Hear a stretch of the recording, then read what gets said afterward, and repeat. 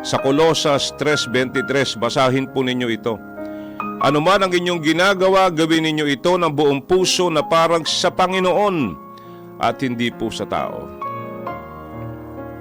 Gets nyo ba? O parang ayaw nyo ng pakinggan, nabibingi na kayo, parang ganon. Pero wag ho kayong mawawalan ng pananampalataya. Wag ho tayong mawawalan ng pag-asa habang nabubuhay po tayo, di ba?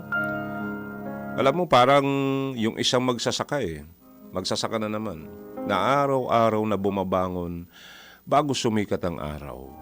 No?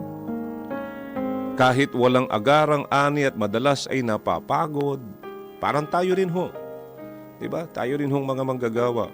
Pero alam nyo, hindi po siya tumigil sa pagtatanim. Hindi siya nawalan ng parang pag-asa, parang, di ba, minsan nawawalan tayo ng pag-asa, tinatamad na tayo, lalo na pag napakarami hong mga problema. Pero hindi po siya napapagod. Hindi siya tumitigil sa pagtatanim. Pero tignan nyo nang dumating ang panahon ng anihan, sagana po ang kanyang inani dahil naging tapat siya sa kanyang pagsisikap. Maging tapat lang ho tayo sa ating mga ginagawa sa trabaho po natin dahil meron hong makakasilip sa ginagawa ho natin. No? Hindi naman ho natutulog ang Diyos no?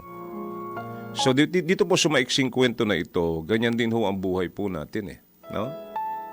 Hindi po laging agad nakikita ang bunga po ng ating sipag at pagsisikap. Ngunit kapag ginagawa natin ang ating trabaho ng may sinasabi hong katapatan at buong puso para sa Diyos, abay darating din ho ang tamang panahon ng pagpapala. Tandaan po natin yan, no?